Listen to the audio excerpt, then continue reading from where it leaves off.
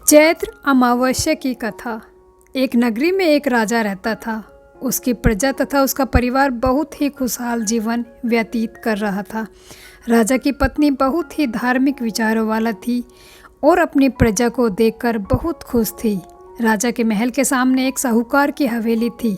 रानी तथा साहूकार की पत्नी सहेलियों की तरह एक दूसरे के से बातें करती रहती थी। एक दिन साहूकार की हवेली से साहूकार की पत्नी की रोने की आवाज़ आई। रोने की आवाज़ सुनकर रानी ने राजा के से इसका कारण पूछा तो राजा ने बताया कि साहूकार के पुत्र की मृत्यु हो गई, जिस वजह से साहूकार की पत्नी दुखी है और दुखी के कारण वह रो रही है।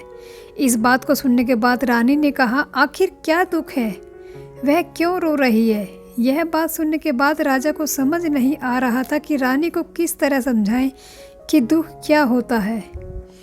राजा ने रानी को कहा कि जिस दिन तुम्हारे पुत्र की मृत्यु होगी उस दिन तुम्हें पता चल जाएगा कि दुख क्या होता है। राजा ने कहा कि तुम अपने पुत्र को मार दो, तभी तुम्हें दुख के बारे में पता चलेगा।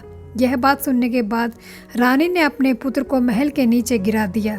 भगवान की कृपा से रानी का पुत्र किसी ढेर पर गिर गया और उसे कुछ नहीं हुआ। पुत्र को देखने के बाद रानी ने फिर से वही प्रश्न राजा से पूछा। तब राजा ने कहा कि पड़ोसी राज्य से युद्ध हो रहा है, मैं उस युद्ध में अकेले जाऊंगा और जब मेरे मृत्यु की खबर तुम तक पहुंचेगी तो तुम्हें एहसास हो जाएगा कि दुख क्या होता है। राजा युद्ध के लिए चले गए, परंतु भगवान की कृपा से वह जीत गया। राजा घर पर वापस आ गया और अब उसने सोचने लगा कि आखिर ऐसी क्या बात है कि वह रानी को दुख का एहसास नहीं करवा पा रहा। इसके बाद राजा ने रानी को बुलाकर कहा कि यह दोनों गंगा यात्रा के लिए जाएंगे, इसलिए रानी तैयार हो जाए और गंगा किनारे जाकर वह गंगा में कूद जाएगा। रानी ने गंगा यात्रा की तैयारी शुरू कर दी। दूसरी तरफ कैलाश में भगवान शिव ने सती को कहा कि मैं कलयुग में तुम्हें सुख आत्मा के दर्शन करवा दूंगा। यह कहने के बाद भगवान शिव जी ने बकरे तथा माता पार्वती ने बकरी का रूप धारण कर लिया। इसके बाद वह नदी किनारे घास चरने लगे। वहाँ पर राजा अपनी रानी के साथ आ गया। राजा तथा रानी ने वहाँ भोजन किया और विश्राम करने लगे।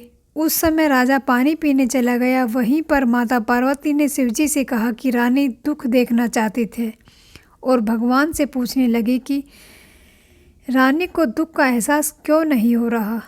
रानी ने पशुओं को मनुष्य की बोलते हुए सुन लिया।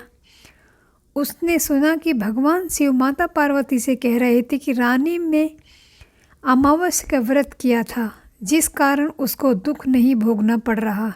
पिछले जन्म में रानी ने अमावस्या का व्रत किया और उस जन्म में वह सुख भोग रही है।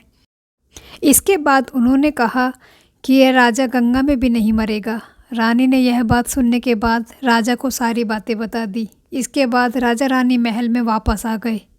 राजा ने अपनी प्रजा को भी अमावस्या के व्रत करने की आज्ञा दी और कहा, जो मनुष्य अमावस्या का व्रत करेगा